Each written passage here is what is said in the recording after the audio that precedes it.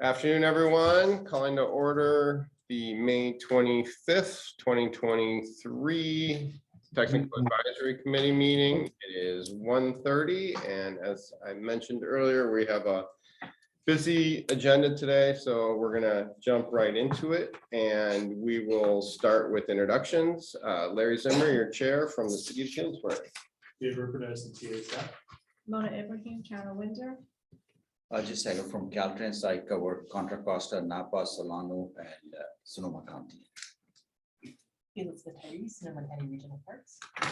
Craig Scott. And City of River Park. Joanne Parker, Sonoma Marin Area Rail Rapid Transit District, Rail Transit District, right? Mark. Chris Barney, SCTA. Adam Garcia, SCTA. Oh, it didn't turn on. And SCTA. Thank you, man.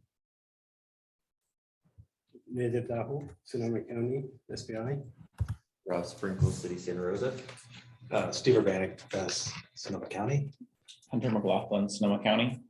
Mario Landos representing Sebastopol. Shauna Guz, Sonoma County Transportation Authority, and Online. Drew Nichols, SCTA. Oh. 19 people on the call right now. I can just read the names off if you would like. That would be okay. So Drew's going to read the names off for everyone that's online. And if anyone who is online that chooses or wishes to speak, just jump in after he's done. All right, so on the call that I see a Michael Harrigan from City of Healdsburg, Bobby Spagnola. Cloverdale, thank you. Yeah, no problem. Thank you. Yes. Yes. Mohammed Abrahimi, my apologies. Anthony Sphere. Chet, can't pronounce the last name, my apologies. Derek Montani. Correct. Just going through these fast. Keeps moving on me.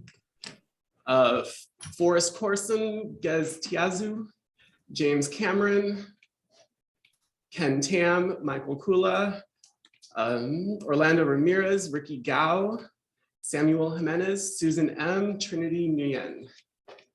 And I might have missed a few just from the jumping around of the list. Well, thank you. If anyone else on Zoom has anything to say, there will be a time for public speaking as well. Just jump in, and if I could remind everyone on Zoom to please use the raise hand feature and not the chat. The chat will not be looked at during the meeting. Thank you for that. Onward to public comments. Do we have any public comment? Seeing none.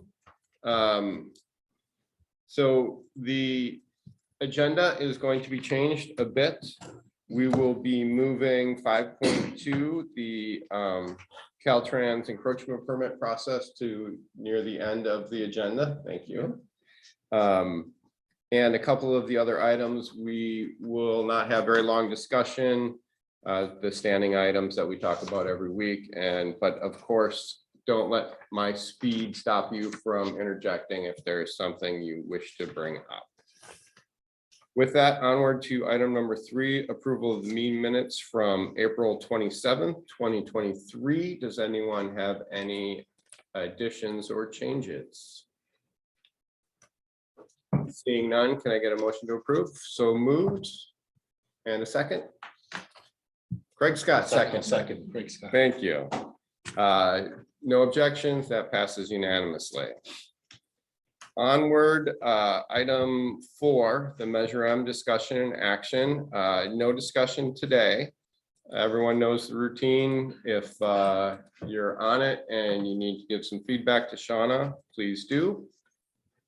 by tomorrow, please. By tomorrow.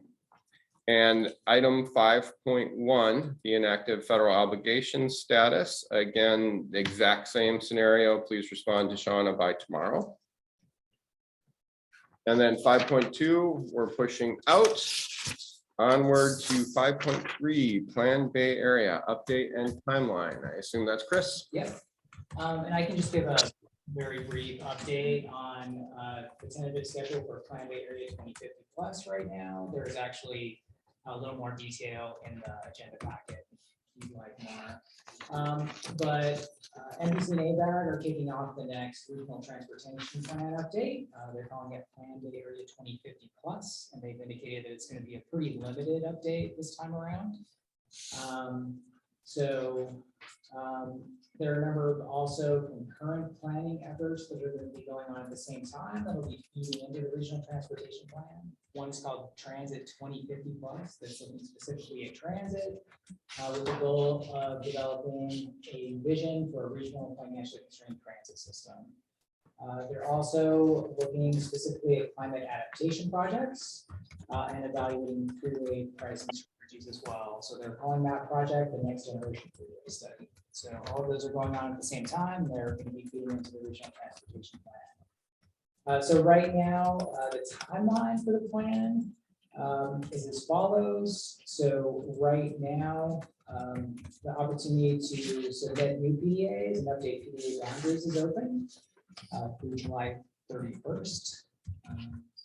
First steps. We're also working with MPC to update local revenue estimates, update project costs, descriptions, and delivery schedules for major projects that are included in the plan right now. So the only major project we have on the list right now is the transit headway and expansion project for Sonoma County transit providers. So we're working with those folks right now to get that information updated. This fall, there'll be an opportunity to look at new major regionally significant projects, so those big projects over $250 million and more. And there'll be also a chance to look at our programmatic categories for small projects later this year. All of the project evaluation for those large projects are going to be taking place as part of the Transit 2050 plus process. So we're still getting more information on that. So as that is released, I can bring more information back to this group. Then NBC is looking at adopting a financially constrained project list July of 2024 and looking at final adoption by 2025. Going through the environmental work after that final project list. So that's where things are at right now. They're still kind of getting going and getting started, but just wanted to let everyone know what the schedule was and come back with regular updates. Great, thank you, Chris. Are there any questions in the room? Yes, Mona. You said we could update, get some new PDA boundaries. Yeah. Is there a way, method to do that? Yeah, there's actually an application link on their website. I'll go ahead and send that to you after. Okay. Yep. So I think it involves just reaching out to NBC, sending a new map and some narrative for why you'd like to make the change. So it should be pretty straightforward. Okay. And is that the same process for a new PDA? Yeah, let me know if you need any help with mapping or anything like that, so we can help with that process. And Scott has indicated that Hillsburg may be interested. Yes, they better be. Okay. But yeah, Scott will be the one working with you directly, but I'll light a fire if it's not moving right now. Yeah, I haven't heard anything recently, but yeah, we're happy to assist in any way. Yeah, we have none. We need one. Okay. Are there any comments or questions online? Nope. Nothing yet unless someone speaks. No hands are raised. All right. Nobody else? Thank you, Chris. On to item number 6, Safe Streets for All grant program. Chris? Yeah, so I'll kick this off and then maybe hand things over to David to talk a little bit about the projects. But as we've been talking about for the past few months, there's a federal grant program opportunity available. Known as the Safe Streets and Roads for All program. So it's really focused on safety projects. So we released the call for projects, which closed on May 24th, and we received 7 project submissions. I believe the project list is being passed around, and we sent that out earlier today. So today we're just reporting out on which projects were submitted, but we still need to work out the details on what will be in the final application. One thing to keep in mind is the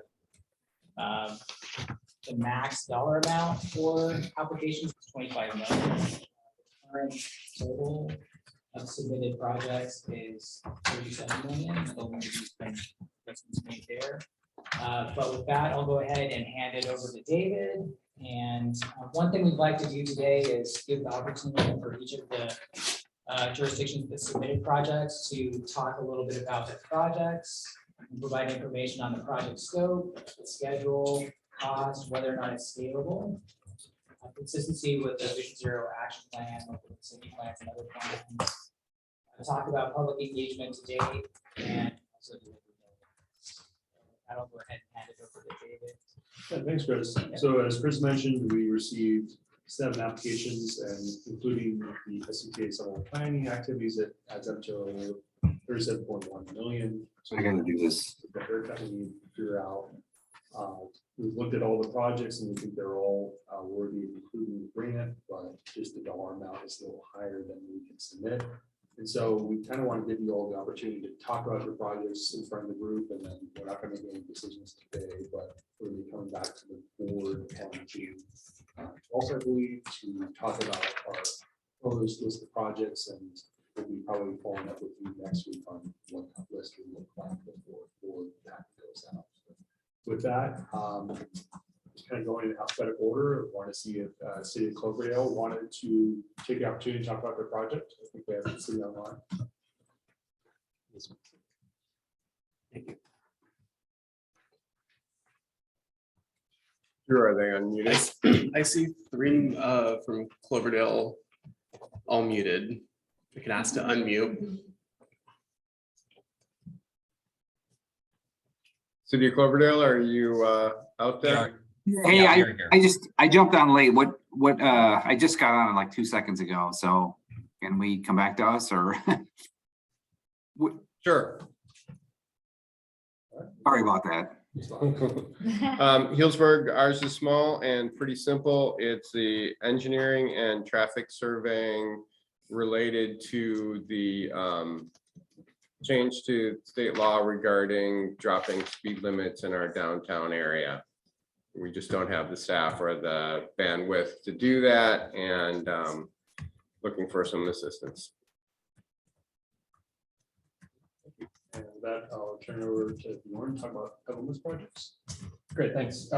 Yeah, we submitted 2 applications. The first being citywide intersection and crosswalk safety improvements, looking to address every single intersection and crosswalk in Petaluma in some fashion.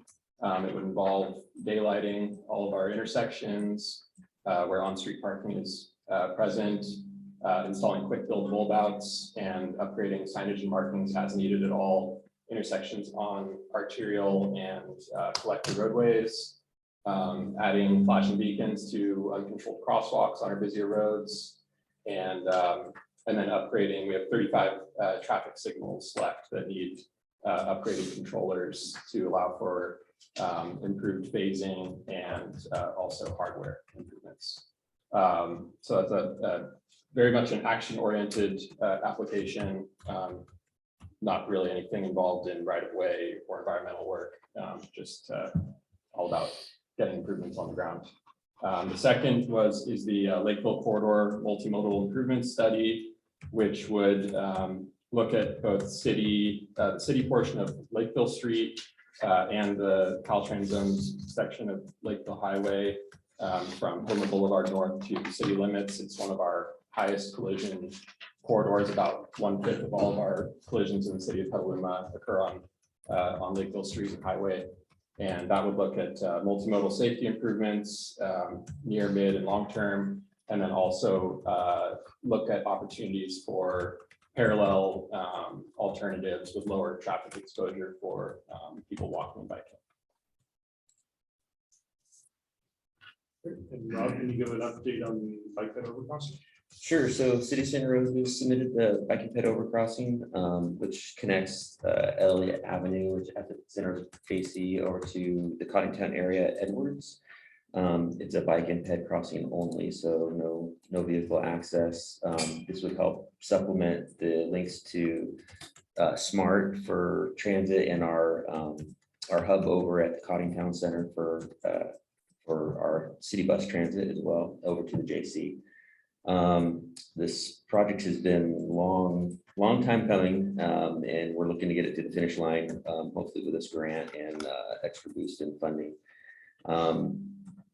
We have other crossings in Santa Rosa that are at grade through College and through Steel Lane. Those are the closest and most adjacent crossings that really don't provide the low stress environment that we're looking for our bikes and peds to get to get across 101. So this is our number one bike and pedestrian project that we have, and it's advocated with from our bike board as well. Their number one project. Chris, maybe you can talk a little bit more about the solo planning activities. Sure, yeah, be happy to do that. So just building on the Vision Zero action plan, we'd like to do some supplemental planning activities. There are 3 components that we'd like to work on. One is developing a countywide safe routes to school plan.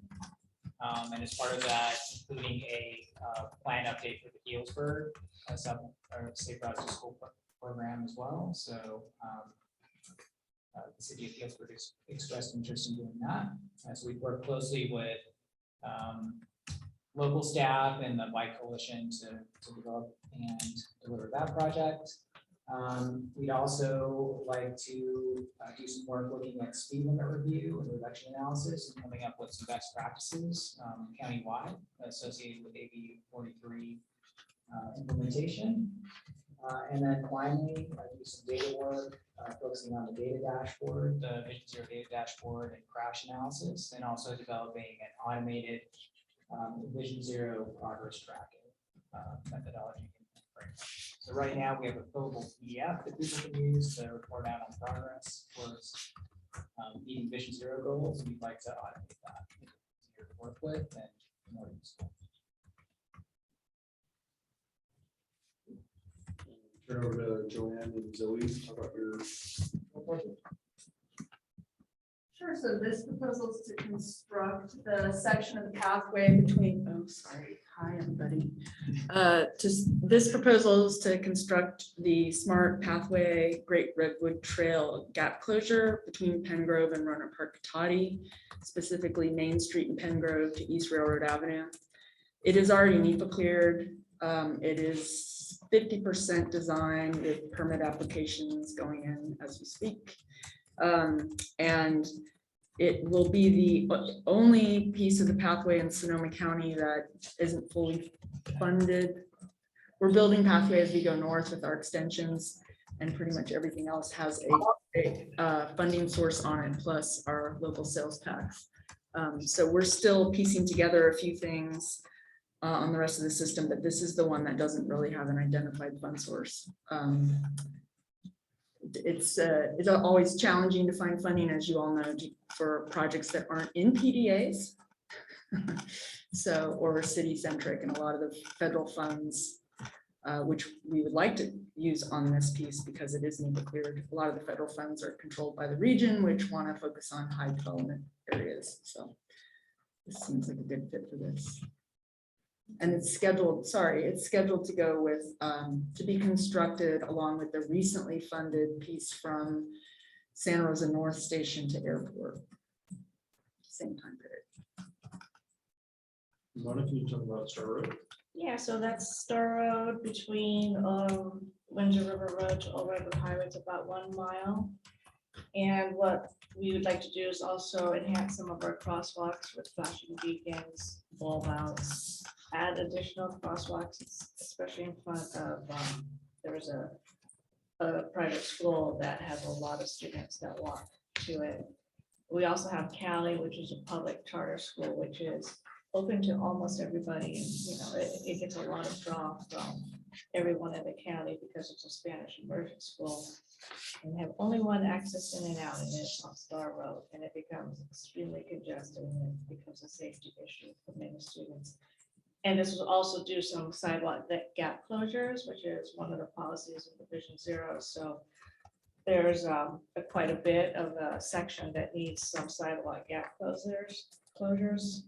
And also we've had speeding issues come up. So we are gonna, this project includes 2 mini roundabouts. So that would be kind of scalable for us, that if it works really well as a traffic calming versus, speed bumps. We try not to use speed bumps, but try to use the mini roundabouts as a traffic calming device that would help us see if it works and maybe scale it to other locations. That's pretty much the gist. And streetlights, we have some areas that are dark, because this is a really feeds into a very rural section of Sonoma, of Windsor. Star Road was one of the earlier areas that were developed by the county, so it has a lot less street lights. So we like to add some lighting along the road. And since we're not in any high-end green network right now, it helps us to be with see if we can get this project funded somehow. Thanks, Mona. One thing we were wondering is there's a kind of a set aside in this program for demonstration projects. And I was wondering if Windsor's had any experience looking at doing temporary roundabouts as kind of like a quick build type of measure. Yeah, that might be a possibility. Yeah. And we'll circle back to the city of Cloverdale to see if anyone from Cloverdale wants to chime in. Hey, sorry, yeah, I was a little late, but so we have one intersection we've had a couple pretty bad accidents, and we did do a little bit of work with some CDBG money a few years back, but we want to enhance this Healdsburg Avenue and Cloverdale Boulevard. There's a school in the area, there's an affordable housing project right by there. We're looking to install some islands, bulb out, flashing beacons, real pedestrian type improvements. And so that is our project. And we did get a preliminary design from Fair and Peers that we've been working off of.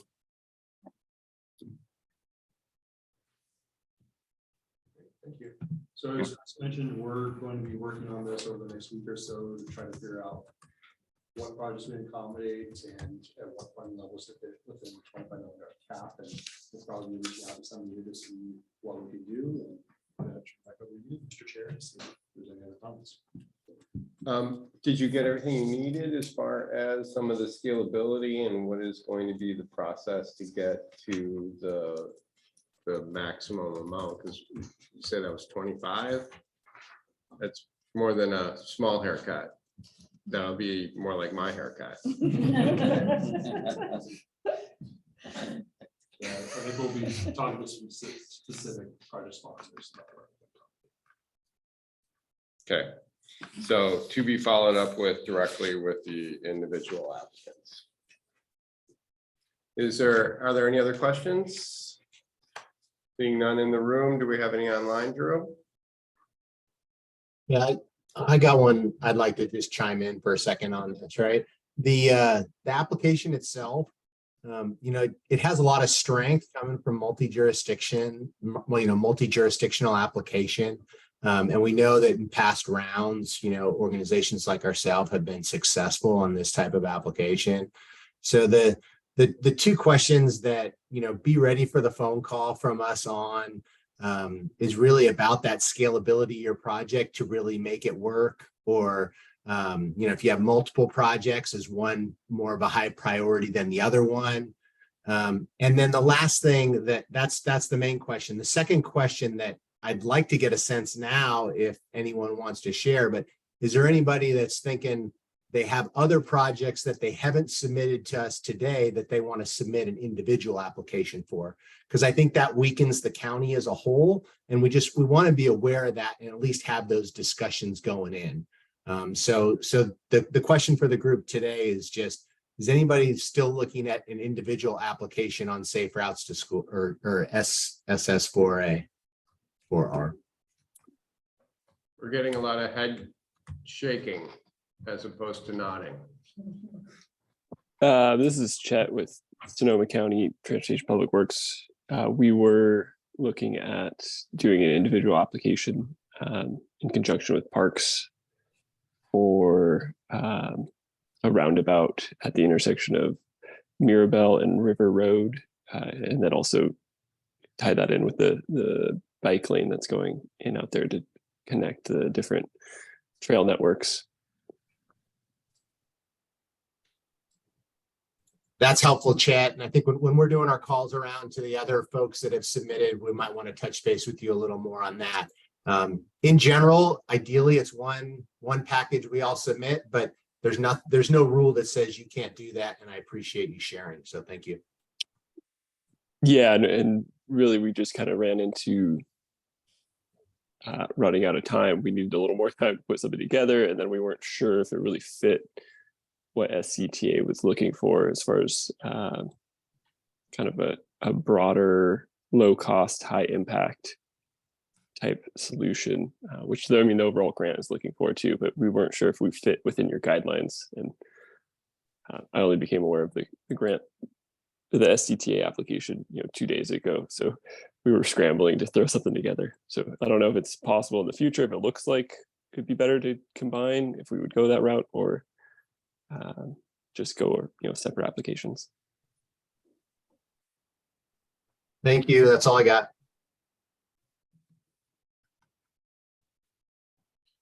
No other comments? No other questions? All right, we're moving on to item number 7, the upcoming SCTA RCPA meeting. Will that be Drew or? I can cover it with Drew. So we will be having an item on this Safe Routes for All application. So we'll be trying to coordinate with you all and then get a staff report put together for the board meeting. We have a recruitment contract on proposed agenda, along with a presentation or a contract extension for Safe Routes to School. And I believe there is supposed to be a Safe Routes to School presentation as well. And then we will also have the bike share RFP and climate protection initiative polling update, possibly. And then our biannual update on the federal project delivery, which we brought you last month. I didn't receive any comments, so I'm assuming everything was great, and that will be submitted to the board. And then we will also we're considering the contract amendment for Parsons on the 116-121 intersection improvement project, but that will probably be pushed to July. Thank you. Does anyone have any questions on that? None in the room. You seeing anything, Drew? No, either. No hands are raised. Excellent. Thank you. So it's a bike share RFP, and it is covering how big of an area, Dana? So I'll go by the microphone. Sorry. You can hear me. It's okay. So the original grant application was really focused on the current smart corridor. Kind of given the instability of the shared micromobility industry, we've really left it open in this RFP to different, not requiring certain cities to be covered, and also allowing a company to propose outside of the corridor. So it's fairly open, and we will see what we get. Excellent. Thank you. Sorry to make you run up here. And we're trying to be fast. So we have about a 45-minute presentation from Caltrans, but before we do that, we're going to do the first couple items of item 8.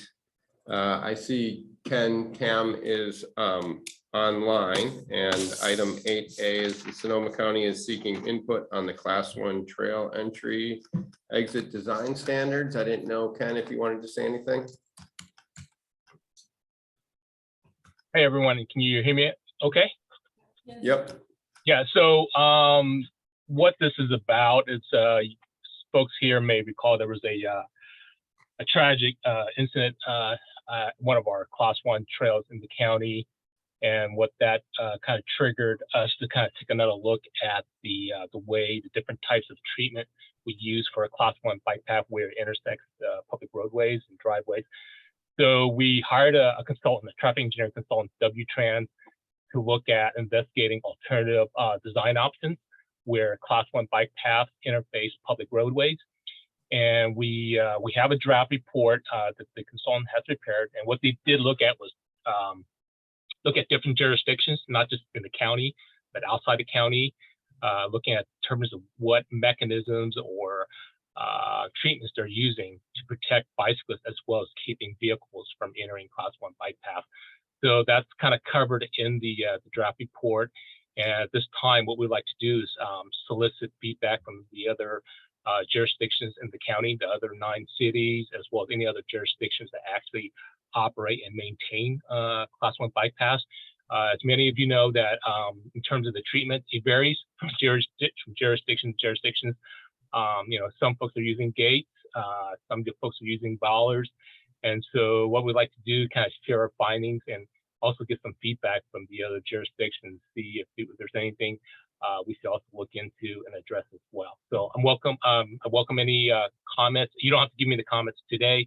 I did make a request if you can provide comments on that draft report to us by the end of July. But if you need more time, please let me know. I don't have a hard deadline this time. And also, it would be good for some of the local jurisdictions, if you have a local bicycle and pedestrian advisory committee as well, it'd be a good idea to also maybe to kind of solicit their input as well. We've already submitted this draft to our county bicycle pedestrian advisory committee for review for comments as well. So thank you. Thank you, Ken, and thanks for taking the lead and sharing this with everyone. So if anyone has not received that, reach out to Ken Tam at County Regional Parks. If there aren't any specific questions now, we can move on to the next item. Thank you, Mr. Chair. I'd like to introduce Trini Nguyen from VSCE. We recently hired VSCE to task force to do an evaluation of all our different projects and kind of help us with our process of tracking projects and funds. And I can turn it over to Trinity now to talk about the research her team's doing. Great. Good afternoon, everyone. Just a little briefly, I see a couple familiar faces, but a little bit of my background. Prior to joining VSCE, I spent about 20 years with Caltrans and another 9 years at the Alameda County Transportation Commission as the Director for Project Delivery. And my introduction to Sonoma County was about maybe 20 some odd years ago. I pretty much walked the entire Cloverdale bypass when it was constructed way back when. So very excited to kind of come back full circle. With regards to what we've been working on so far, we've been focusing on all the different project lists that are out there between what's in the county as well as the external lists that impact what the county is doing. And we've come up with close to 50 project lists already. And our process and goal is that we want to go ahead and extract information from the CAC members as to how you're also preparing your list through the general plan and CIP. With that in mind, our schedule is looking at trying to do interviews with the CAC members between May 31st through June 13th. And so part of my role here today was to kind of let you know how your participation in the project overall and where we need your help. The interviews are expected to last approximately 1 hour. And what I'm hoping to get today is to identify a point of contact for each jurisdiction. And the ideal person should have knowledge of the city's processes for the general plan and the CIP. We're looking to send the survey questions and topics to the point of contact in advance, and then provide open dates so that you can go ahead and book your appointments. And the idea is that the point of contact would coordinate with the jurisdiction to identify the proper people that should be in that interview process, and also to select the date for the interview. I'm going to go ahead and put my email into the chat. So if you would, during this meeting, if you could go ahead and send me who you believe that point of contact should be for the jurisdiction, and please copy David, that would be perfect. And that concludes where we're at. In terms of timing, there's also a couple other things that we wanted to do, is that the draft, once we get a draft report together, relative to recommendations for how to optimize the efficiencies for the management of the project list, the CAC will be invited to also comment on that final and also the draft and the final report before it moves forward to the other committees. And that timing, we're hoping to make that happen in the July CAC timeframe. I mean, sorry, TAC timeframe. Any questions that you have maybe for me? Not seeing any questions in the room and not seeing any hands online. Thank you, Trinity. And oh, we do have one question. Yes, Steve. I guess it's a point of direction.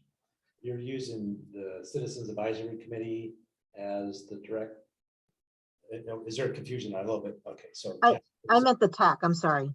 I misquoted on that. So it's this same technical advisory committee would be participating in July to give feedback on the final and draft report before it proceeds to the other committees, including the CAC, the TTAC, the other ACCs, let's put it that way, and then also finally to the board, which the target for the board approval right now per our schedule is the November timeframe.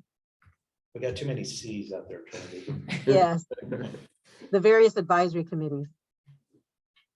Committees, commissions, there's a lot of C's.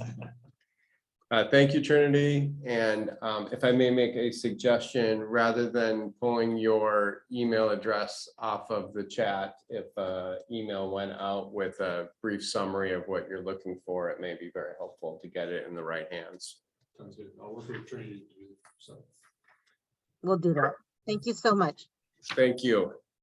We are going to push 8C, D, and E to the end of the meeting. And now for our feature presentation, Caltrans, and forgive me if I mispronounce it, but Ajay Segal. Right. Thank you. Thank you. Mr. Chairman. It's a privilege to be amongst the technocrats and managers managing the infrastructure. And I routinely deal with you guys. And I did my past presentation with Contra Costa Transportation Authority when they had a similar meeting. So the idea came that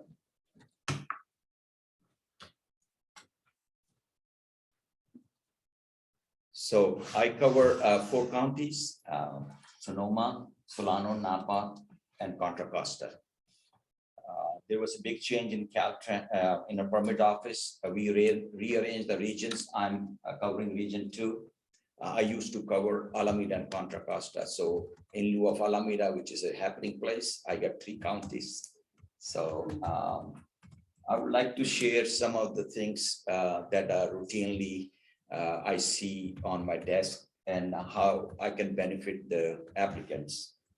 I will share with that. Caltrans since 1995 implemented partnering sessions with contractors as part of the contract. And Caltrans understood that communication is the key. And as you see, Caltrans value engagement, and this is motivated by that value. That by communication, we can minimize going back and forth and create, my friend called gear grinding. So we have a smooth relationship. That's why these kind of communication presentation help us minimize that. We are here to help. It might sound sometimes if you have preconceived ideas about the permit, how this should be done, but we have a much more background why we are making the changes and why we want that the way we want it. And we value your participation to get the permit. And in my presentation, I'm going to talk about type of encroachment permit just to give you a flavor that it's not all inclusive, but just to give you a sense what different kind of permits we do comes to our desk. And where to start, that's the most important thing because Caltrans is a big organization and there are different kind of permits. So the intake windows are different, that different offices take different permits. And then new processes were established in June 2020 that anytime there's a change, we had a hard time embracing it. So did our stakeholders. But now we have come to a steady situation where we can explain why we are doing what we are doing. And then the most important thing out of this big change came out was the checklist. So I will walk you through the checklist, and the more you get familiar with the checklist, then you would have minimum questions. And of course, we are there. It's all about how you interpret something, and sometimes you have questions. So our staff is very well trained to help you clarify if there's any doubt you have. And new permit process will go in that little detail and the checklist.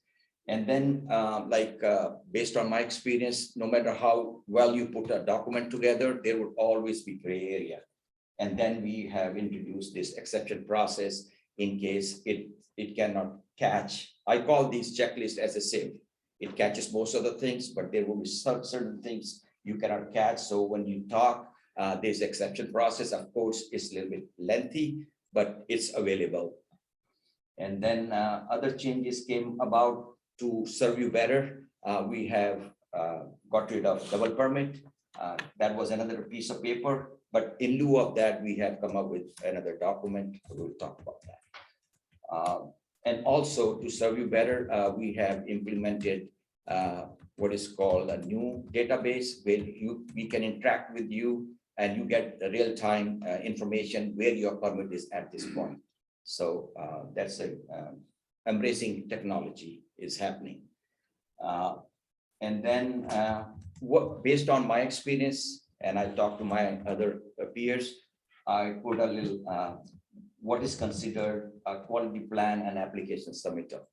So if you know already about that, the checklist, there's another checklist for putting a good plans together, like north arrow, this, that, other things, which is a routine, but people miss it. So I put quite a small summary based on my experience, because when we send it back, it takes time for us to send you back our comments, and it takes you time to respond. So we lose valuable time.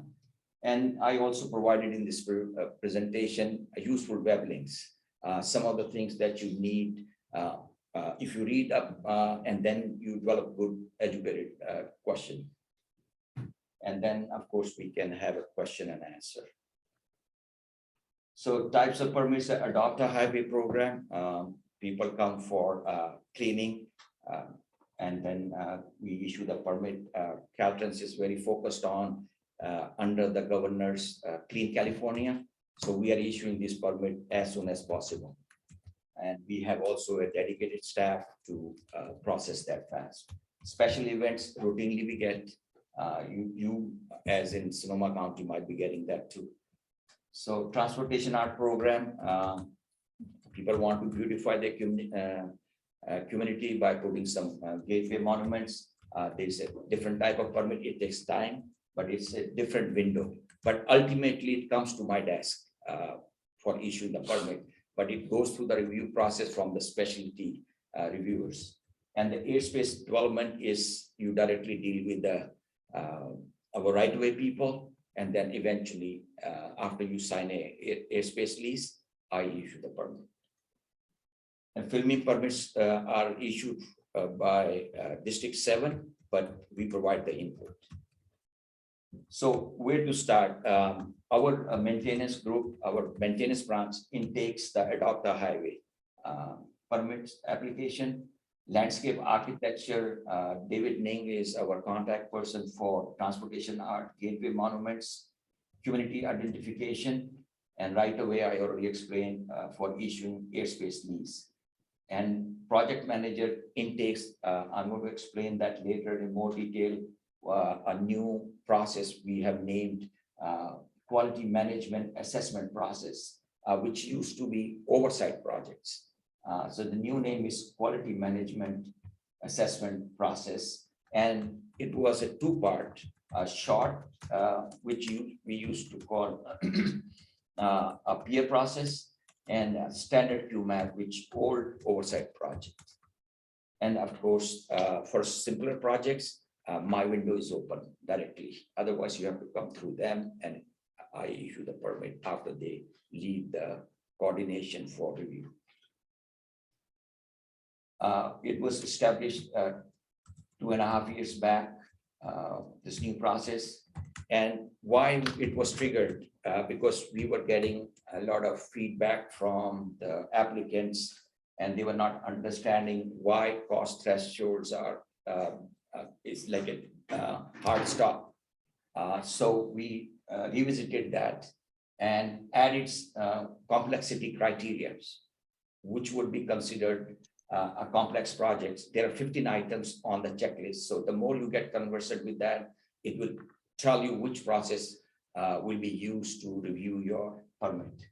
And project proponents were complaining about inconsistency because there was more subjectivity about what is considered to be complex. But this checklist makes it very easy, and you will appreciate that when we dive deeper into it. And it was making delay in decision-making internally due to disagreement because it was subjective. Some were thinking it's not complex because of this thing or that thing. So now everybody is on board. We all agree to the most extent for the most part. But if there's any exception we feel together, then exception can be given. So I don't think you can see that. It's too small for it. I don't know whether you can see that. Can we make it a little bigger?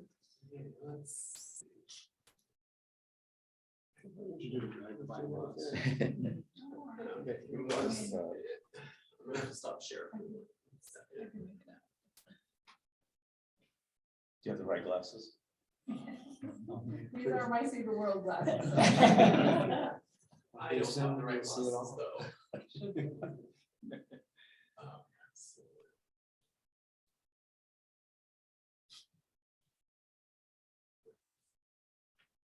If you cannot do it, I can go back. Basically, it's repeating in a flow chart format what kind of different methodologies will be used to review your application.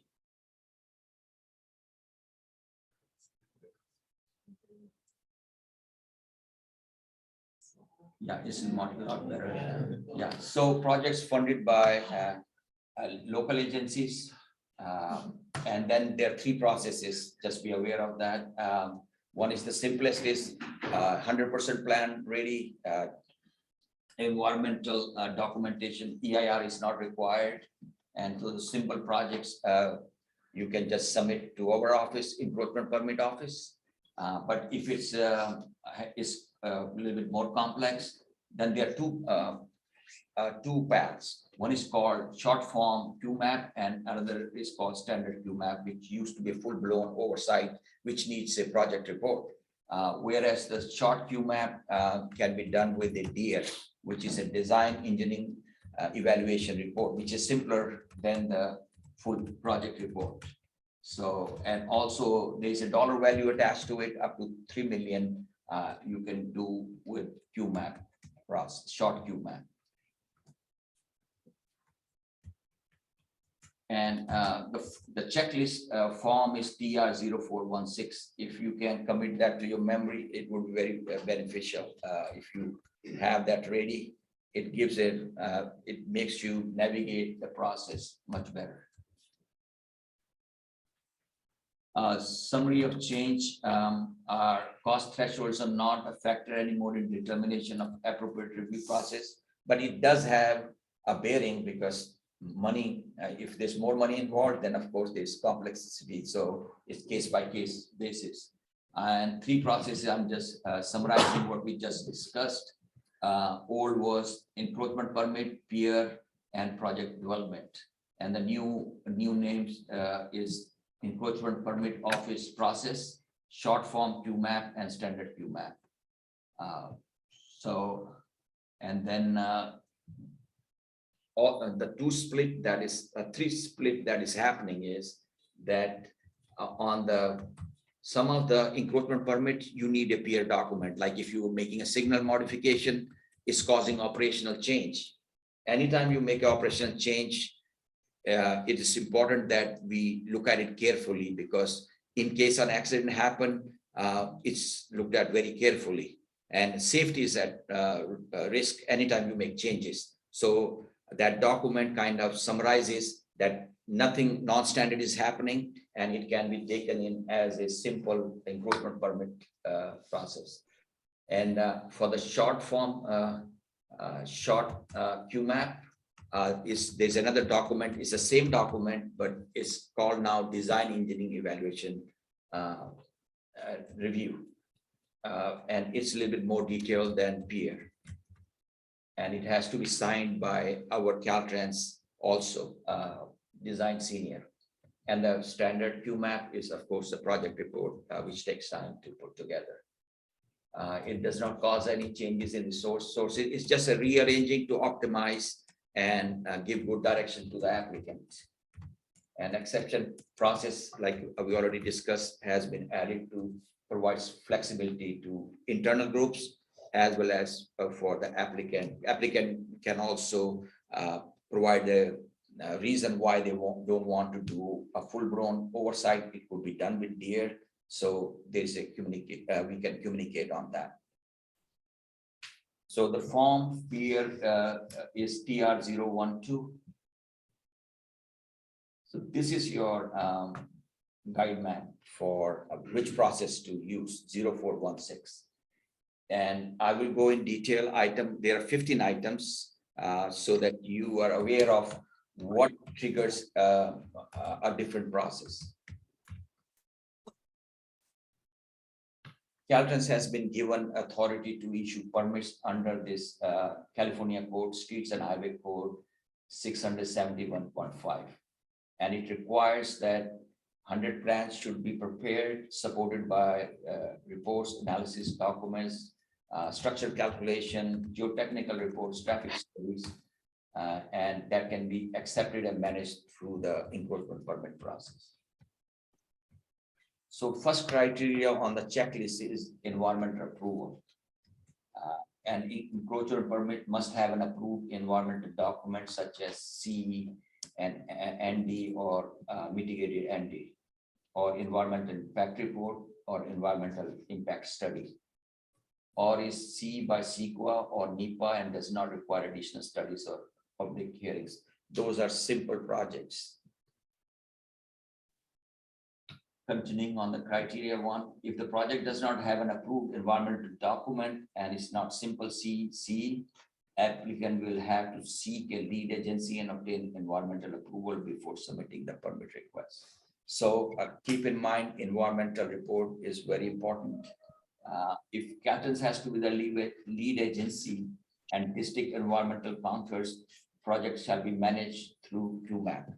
So if you don't already have an environmental document and you want Caltrans to be the lead, then it automatically becomes a standard QMAP. And criteria number 2 is, as you have heard it before, that an encroachment permit must be design complete. Design must be 100% and all the supporting documents should be furnished at the time of submitting the application.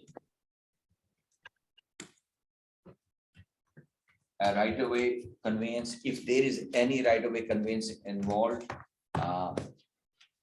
then it will automatically becomes standard QMAP, which is full-blown oversight, old oversight. For simple verification or validation of right-of-way, it can be a simple encroachment permit. Criteria 4 is new earth retaining structures. If you use Caltrans standard plans, then you can use encroachment permit process. But if you have to use something non-standard, then this also triggers QMAP. And then QMAP, just to explain you, you can do, you have the benefit of, as your project is developing, you are getting a feedback from Caltrans. Most of the people try to gravitate towards encroachment permit process directly coming to our office, but then they don't have the benefit of when they were developing the projects. If there's a fatal flaw and we find it, then you are back to the drawing board. So see the benefit of the project oversight project, or we call QMAP new, that you get the feedback as the project is developing at 35, 60, and 95%. And when it's 100%, plans, then project manager tells us to issue the permit. And this is criteria number 5 is for installation of contours and tunneling, and that criteria is up to 30-inch in diameter and between 30-inch to 60-inch diameter, depending on the cover. So if it's different than that, then you will go to QMAP process. And criteria number 6, high priority utilities on or through bridges. Bridges are very expensive infrastructure asset Caltrans owns, and we look at it very carefully. And especially when you're putting high priority, which used to be called high risk, now we call it high priority. So we want to make sure it can be done properly without undermining the structure. So it automatically becomes QMAP because it requires seismic, because most of California is in high, our Bay Area is in a high seismic zone. Criteria number 7, structural modifications of Caltrans structures. Minor modifications are allowed, like you take out a small portion of the barrier, but if you are totally replacing a barrier with a heavier barrier, then you should do early on check-in with Caltrans whether QMAP is required or a simple encroachment permit application can be submitted. Criteria number 8 is stormwater treatment facilities. An encroachment project that does not propose any of the following: new permanent stormwater treatment facilities, creates 5,000 square feet or more of new non-highway impervious surface, create 1 acre or more of newer highway impervious surface. So it will immediately guide you whether it will be a QMAP or a encroachment permit. Criteria 9 is for geological stability. So you have to look at it from the geotechnical standpoint, whether this project has any impact on the ground stability and roadway integrity. And that will also determine whether it will be a simple project or QMAP. And criteria number 10, agreements with Caltrans. That is we call maintenance agreement. So those takes, and I will request you guys to be aware of, usually this becomes a showstopper. In the past, Caltrans was lenient and allowing to issue the encroachment permit, but we didn't get any maintenance agreement done because people forget once they get the permit. So now it's Caltrans policy not to issue an encroachment permit until maintenance agreement is signed. So, and we know that it has to go through the city council to get it approved. So just keep an eye on your dates when how this can be expeditiously handled at your end. So be aware of this criteria 10. It's very important. I cannot issue a permit until this criteria is satisfied. And then one of the things that they have put in here is if there's a minor amendment and the template can be used, then I can accept the application. And I will cancel the application if the maintenance agreement cannot be signed by 30 days because we are given a target to performance target to issue permit within 30 days. So we will work with you. I will accept it, get the technical review done while you are working on your maintenance agreement, but I cannot issue the permit until maintenance agreement is signed. So please keep that thing in mind. And criteria number 7, design standard decision document. It used to be called design exception. It's a new name. Design standard decision document, and this document gives us design immunity. So it's not that Caltrans wants to do it, it is to protect everybody that we have given a fair shake and full vetted through the process, implementing any variance. So this document takes some time, and the more one is conversant with this document from the design side, from the applicant designer, then it's much faster to go through. But we have found that it takes, a lot of people are not aware of the designer consultant. Then this ping pong going back and forth happening, and that delays the process. And I cannot accept an application. It has to go through either a DIR or QMAP, because this takes time and properly documented. I would like to stress one thing about this. A lot of cities and counties have been proposing changes on the highway within Caltrans right away, and they're proposing putting bike paths. And when they do that, they make it non-standard, the adjoining lanes. It is fine as long as the accident data that is documented in the DSTD and everybody buys off on it, that reducing does not cause another set of problems, that cure becomes worse than the disease. So that's why this DSTD is needed.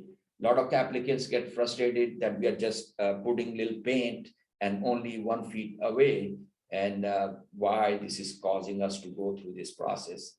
We are cognizant that this is taking time, but if you are aware of this, then you will know your timeline for your project.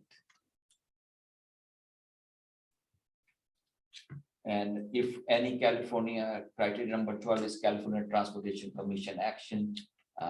If it does not require, like for relinquishments happening or break-in access control, a new public road connection, that automatically becomes QMAP, the old oversight project. Criteria number 13, sound walls on bridges. Sometimes this project comes to us for encroachment permit. Then it becomes a QMAP because bridge analysis has to happen. It should be supported by structural advocacy of the existing bridge.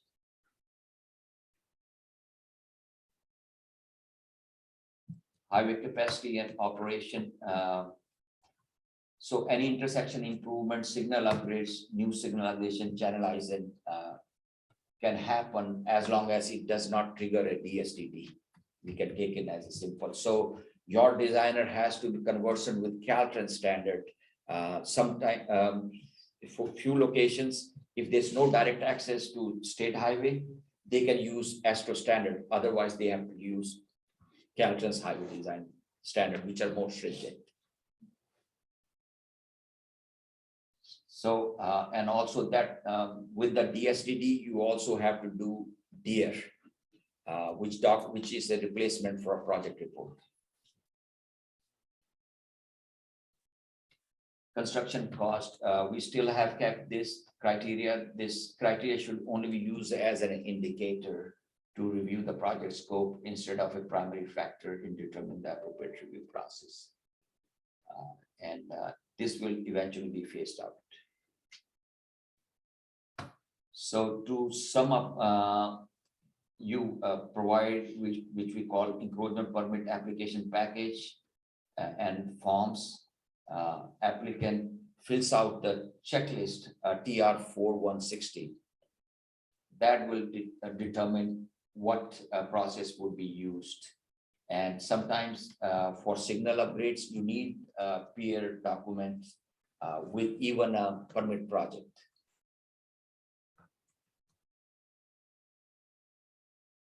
So going a little bit more detail about this QMAP process, short form, which has in lieu of the project report, you can use design engineering evaluation report. Project should already have approved environmental document, or project is C by CEQA and or NEPA and has completed studies of public outreach. So environmental studies is very important.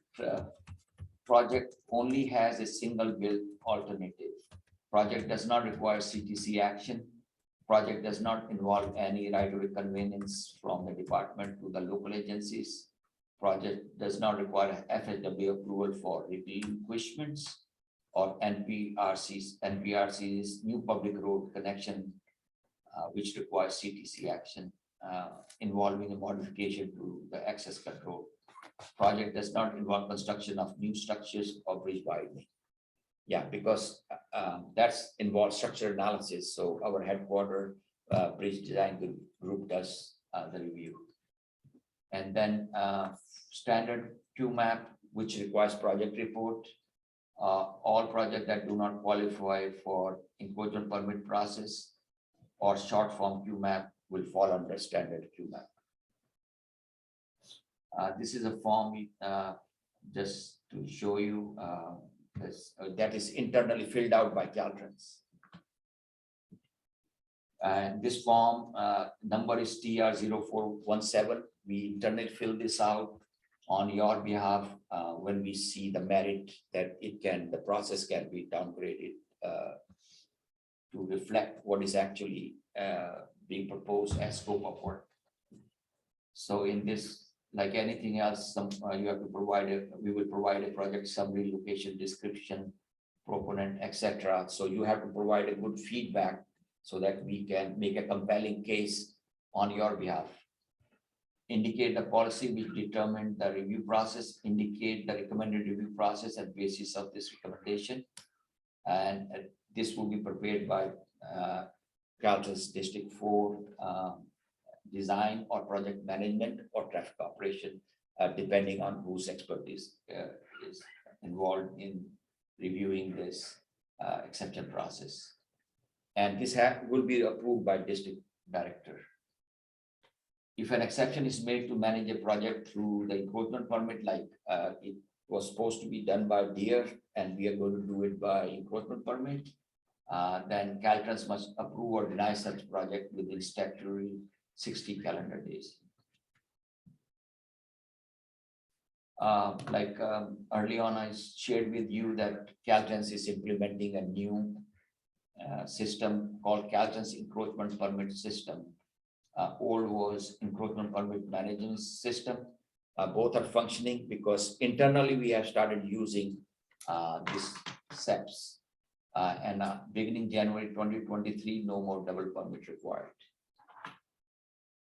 So talking about this SEPs, it was implemented last year for internal use so that we can take all the bugs out where we are having problems. So we have gone through a lot of challenge there. And we are now at a point that we might be rolling out for the public. So public will now, right now we are filling on public's behalf.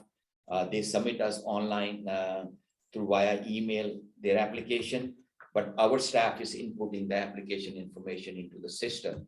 Then the reviews are also happening, being sent to the all the design groups and supporting groups for review. So everything is happening via this system.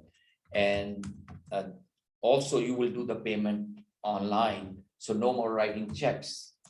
That way, I had to be in the office and have one of my staff go and deposit that check to the accounting. So that will get rid of that coordination.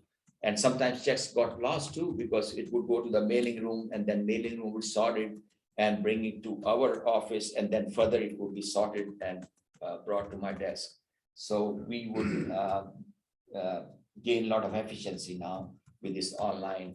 There's no way we would lose any check or anything. So the documentation will tell us you have paid it, but for you it's free, but it's for the utility companies. So so you will have the update who has reviewed it and where you are in the review process, your application. So this is part of Caltrans strategic plans, general areas of improvement to engage customer with web-based application, payment, and communication. So you just log in and you will see your status of your application. This will drive efficiency and advance equity with an automated standardized business process to increase the 30-day performance measure. And it's planet-friendly, paperless, and contact-free solution given the COVID environment we just came out of. So that's why they put that contact-free solution. beginning January 1st, since last January, we implemented that contractor doesn't need to apply for double permit. That was another layer we had before, but there was a reason for that. And we came up with a new form TR 0429 in which local agency will give authority, will tell who will be the contractor. So now contractor does not have to apply for the permit as long as all the documents are submitted. So we'll put a conditional requirement like traffic control. Sometimes you guys don't provide, contractor does. So we would require you to apply for a rider permit, but no double permit. If all the means and methods are already documented, the way we see that plan shows the finished product, but the means and methods that contractor has, we will still need, because you don't know how the contractor would have traffic control. Sometimes you don't know, so you make a deferred submittal. So that would be part of the rider permit, and you will submit that as part of your request for rider permit.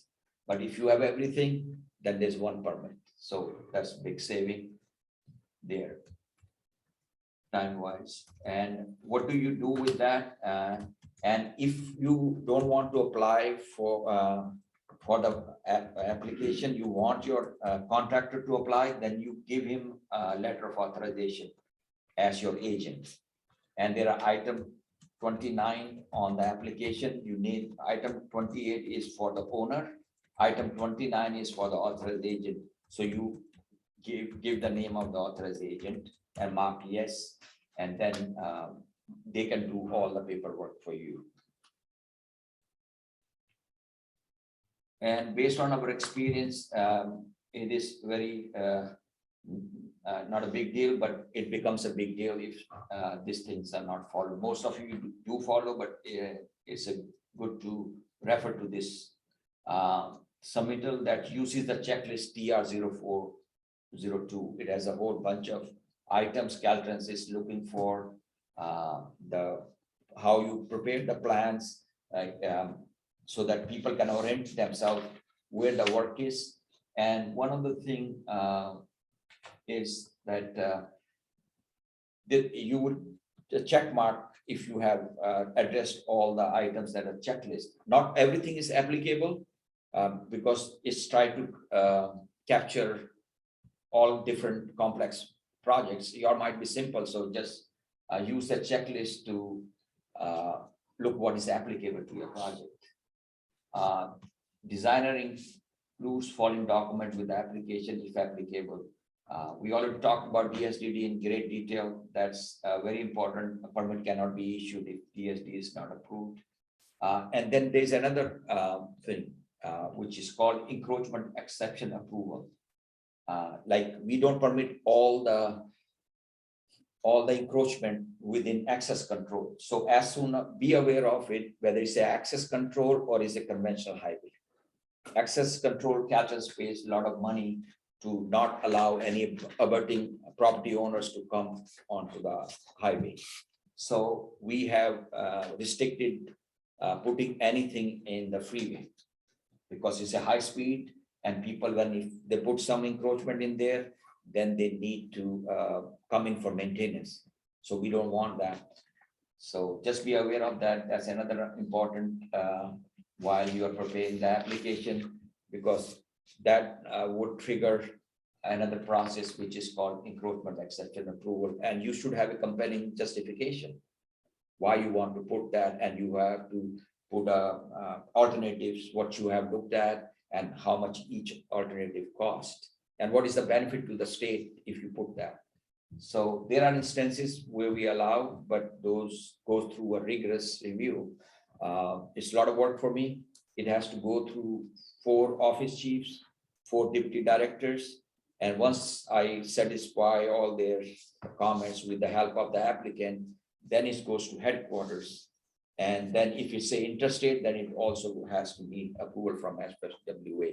So basically what it boils down to is you cannot just willy-nilly propose something and expect that it will be approved. Initial feedback can give you that it appears it could be done, but somebody can catch some thing that initial review tells us that it could be approved. So be mindful, initial input does not mean it's a guarantee because it goes through a full-blown review process. And we also talked about maintenance agreement that must be signed. So just on your side, keep the city council schedule, be aware of their schedule so that you can put this item in their agenda. Right away dedication, we don't accept application if right away any dedication needs to take place. It automatically becomes QMAP. So you are developing the project and you are getting the feedback from our right away also what documents are needed. If airspace lease is needed, also like if your contractor has to be within Caltrans right away more than 30 days, then for staging, then they need an airspace lease. And again, emphasizing the same thing, applicant completes 100% plan specification and estimate. So never put that it's 60% on the plans and you submit an application, it would in the initial screening would be rejected.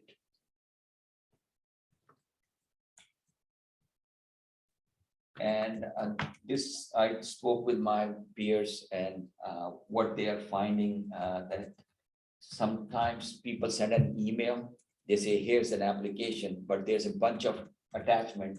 So like any transmitter, list files attached with their file names. So people, it's like you guide them through the, guide the reviewer through what you have attached. And also if you have missed attaching it, then the reviewer can tell this item number 3 is missing. You thought you attached it, but you forgot to attach it. So that's very important. So the total number and make it an itemized list so that when they talk to you, they can tell this is item number 3 is missing.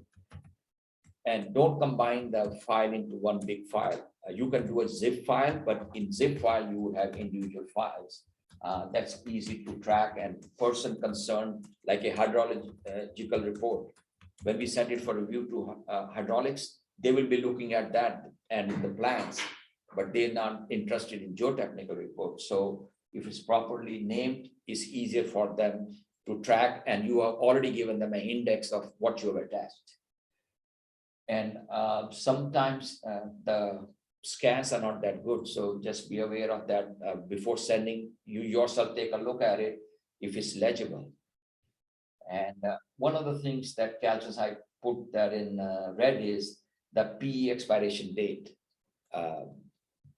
It's not required by the Business Consumers Board of Registration, but Caltrans has asked their applicants to put this PE expiration date. So on your plans that you submit, please have them put their expiration date. And another thing, when people in their mind have answered the question, but they sometimes miss it. So what we all try to always emphasize is provide itemized response to the review comments within 10 calendar days, because we are trying to meet 30-day performance target.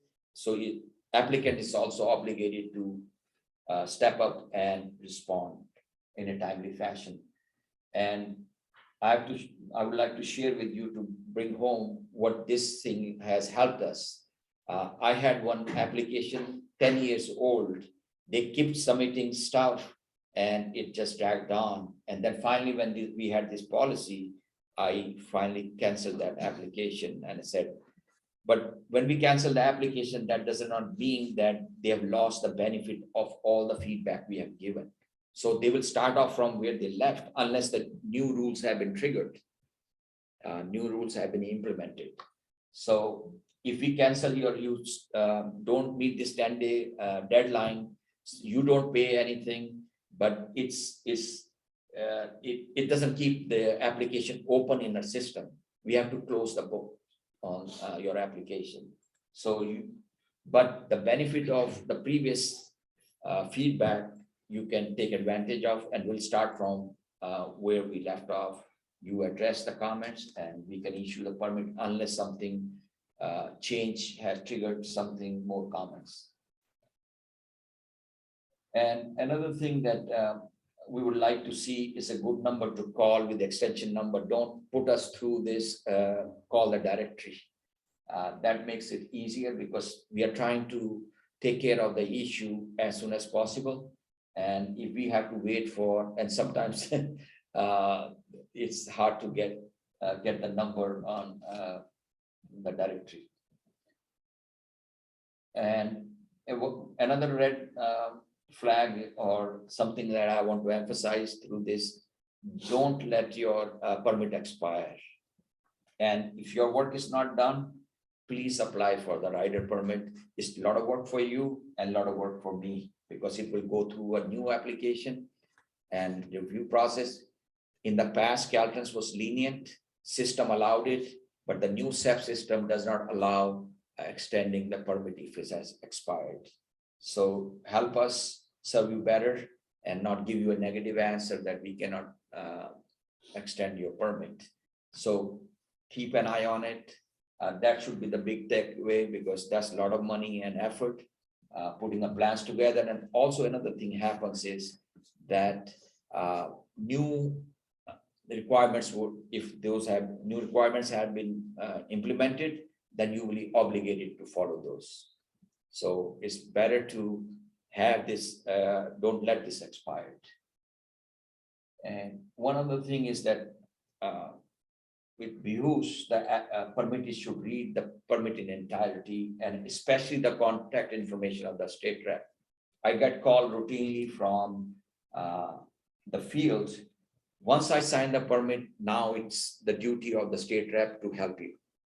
So read the contact information of the state rep so that he can guide you the field. Most important thing is we don't want to inconvenience the public. And we will inconvenience the public, but there's a mechanism to minimize that. And that is to request a lane closure. And we have, Caltrans also has a website where they try to input the feedback when the lanes will be closed. And because of the, you need to apply for, now your contractor need to apply for lane closure 7 days in advance. So you should also be aware of this requirement for lane closure request because that will impact your schedule. If he doesn't apply, he won't get the lane closure approved. And bonds are required for private entities and substantiation for government agencies. So just want to give you a little, nothing big, that should be part of the submittal. With the writer, if your contractor is already provided you the bond, then submit that as part of your application. And it's our performance target that we have a radio room updated for all the lane status when it was taken and when it was removed. So please help us meet that target, and it's for public's benefit also. If they have taken a lane and radio room does not know, then they won't have the right information. So help us with that and pass in your pre-construction meeting. Let the emphasize with the contractor, hey, this is very important that you inform the Caltrans radio room. There are various useful web links. TR0416 is your roadmap for applying permits to Caltrans. And then peer, if you need a peer, then you can also download that TR0122. Then there's a design engineering evaluation report. You can download that too. And chapter 17 of the project development manual, the procedure manual, Caltrans talks about project report and encroachment policy. So get conversant with that. And also the TR0417 for the encroachment project review process change approval. Any questions?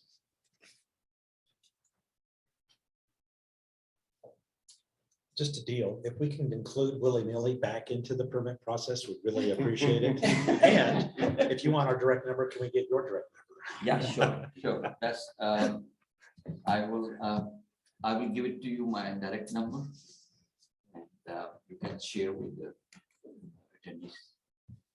Budget. I thought I heard you say the submittal process is going to go to online submittals. Right. It is going to, but currently. It's still not. It's still, you have to send an email to d4permits@dot.ca.gov. So when it goes online, all the attachments will. Right. Everything you will upload. Do you have a kind of a target date when?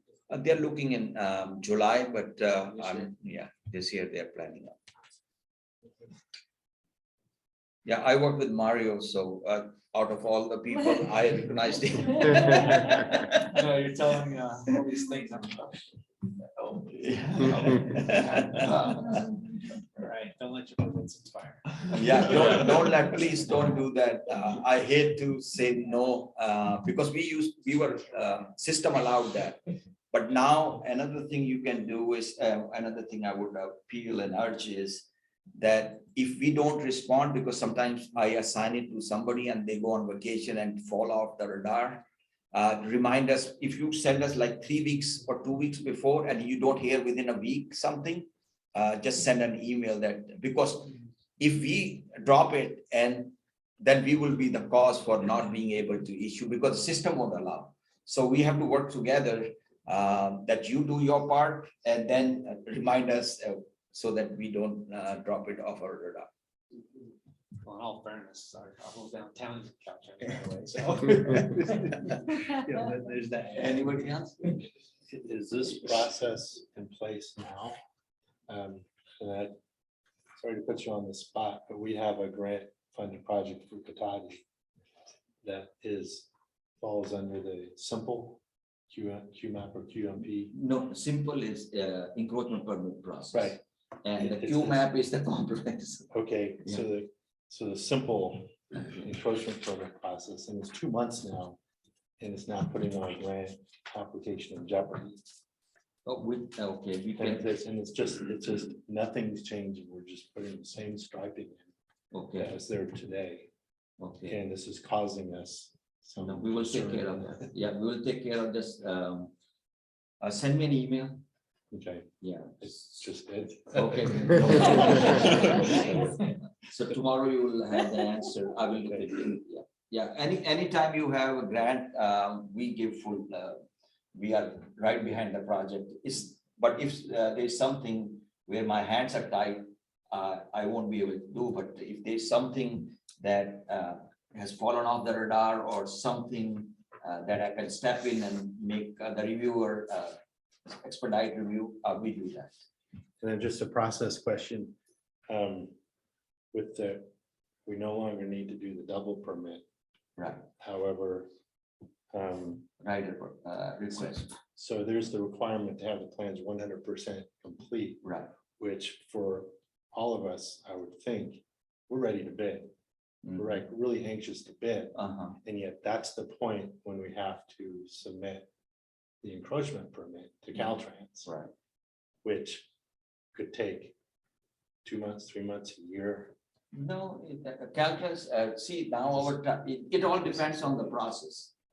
Right. So if you have already started the process with 30%, then you already know the timeline because you will put in Caltrans review in there.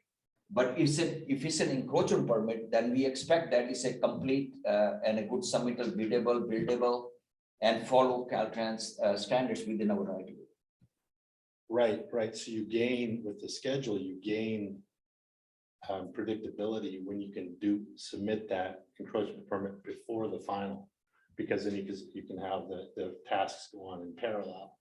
But by saying this has to happen at the very end of your process, we're done. We're just ready to bid, and yet we have to tack on at that very last.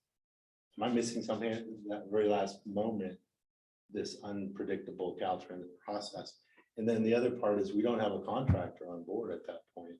We only have a contractor and we bid the project. So I think we have to have 2 touches with you guys. We have to have encroachment permit that we get without the contractor, then we have Yeah. to submit for a rider when we know who the Right, contractor is. So it's essentially the same process as Yes. a double permit. I guess I'm You're missing right. No, you are right. what It's- the difference is. What it is doing is we are trying to achieve, there are some projects that don't need traffic control plan. The original parent permit has all the traffic control plan, and it's a simple project, and means and method is not part of the equation.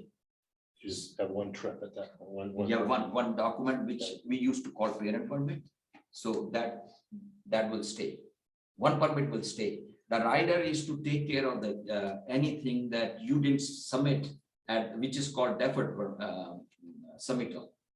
So in building, they call deferred submittal for trusses and all that. So same thing we are applying here is that you can, I will issue the permit saying you will request a rider with this condition. We'll issue the permit with conditional requirements, which you will submit this. You cannot start work until these things are reviewed and approved. So you. I'm sorry, I didn't mean to interrupt. Yeah. I was gonna say, in theory, can you include traffic control plans in your contract documents and get away without the rider if you are right specifying how your contractor will control traffic through the right of way? Right. So as long as your contractor's means and method is not that you leave up to the contractor. If you can do that in your plans, usually the plans are the finished product. But the contractor where he will going to put how he's going to pursue. Yeah, that's typically how it's done, but there are times when you can and sometimes do add traffic control plans into your staging and all of that. Yeah, we do see that. So in that case, this is beneficial. You don't need a rider. The only thing you will need in the rider is providing the name of the contractor. If you don't know. If you already know the contractor, then you fill that form TR 29.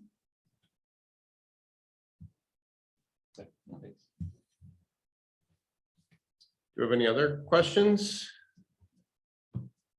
I have one, just remember, if we just need a simple like timing change at a signal, do you still have to do that TR1? Yeah.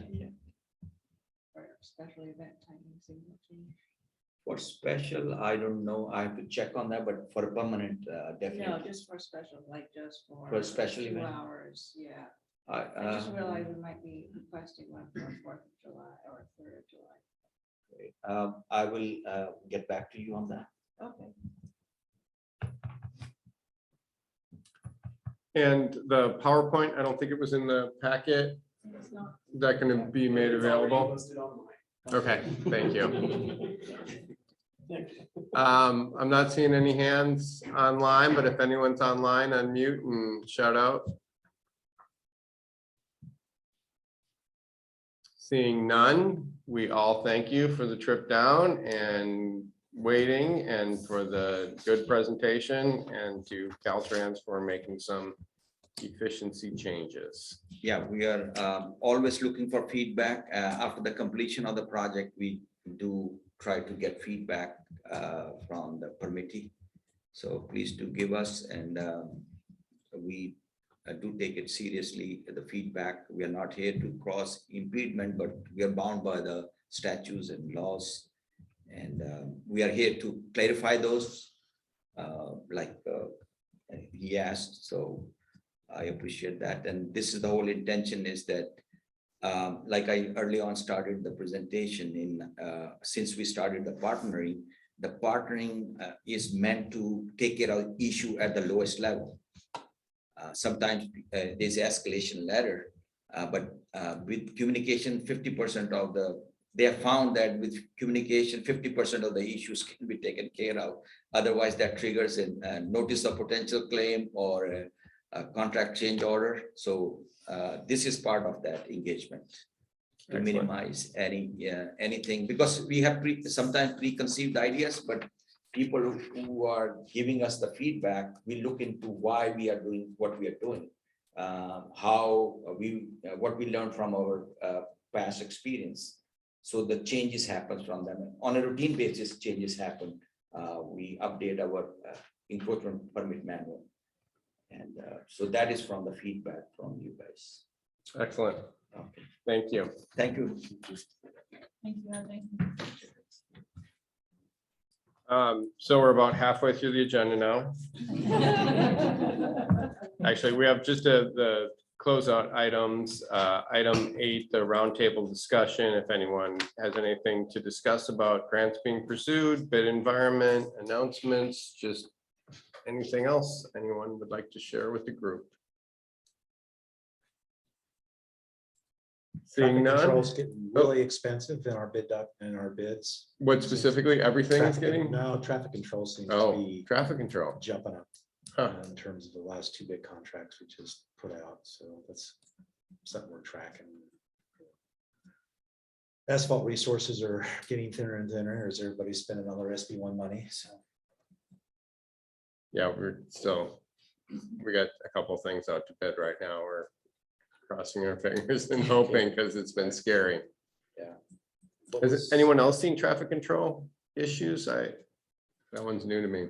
Yeah, it just seems like it's kind of clicked up, we're getting close to, maybe not quite double what we were 3 or 4 years ago, but it may be because contractors are using these specialty consultants to do it more often than their own staffs, so. Yep. With that, it's just something we're noticing in our docs. Double what it was pre-COVID. Not quite, but it's just, kind of paying attention to stuff that looks bigger than we are used to seeing. It's interesting because they don't have a big materials cost and the other things that it's labor. I other think. contractors It's all do. labor. I mean, cones and signs are about the same, but people walking around putting them up and, doing the work are getting a little more expensive these days, I think. Yeah, you can't do it remotely. I want to do it willy-nilly. On traffic control, we've had this observation that contractors that use their own forces are really sloppy with the traffic control. And so we've gotten a request by one of our contract CMs to require the contractors to use a third party for traffic control. It's just, and it is something that carries a lot of liability. How do you guys do that in your bid docs? I don't know yet. I mean, we just haven't included it as a bid item. They typically use their own forces, but yeah, so that's becoming problematic. One way to control it, ask them to submit the plans signed either by licensed traffic or civil engineer. It's not a telephone. You shall comply and adhere to those plans that you will approve as an agency. That's one way to control it. Hold their feet to the fire. Implementing it. Yeah, I know when I was in Petaluma, we always required stamp signature on the traffic control plans. Always. We hold that a professional line of progress. So that professional will do half of your job, but not 90% of your staff job too. But I But you agree. pay for it, though. But you pay for it. Most primes don't do the same job as a professional sub does. There's traffic control plans and there's boots on the ground, holding the signs and keeping traffic flowing. That's where you Actually measuring that the cones are spaced properly and all of that. Yeah. Anything else? I shared this earlier in the week at the CD PAC, but we're excited in the city of Petaluma. We just awarded the contract for all remaining work needed to bring the Caulfield Bridge to shovel-ready status. So, awesome. Final design, permitting, environmental. And that's a movable bridge over the Petaluma River, just kind of north of 101. Yeah, that's exciting. No.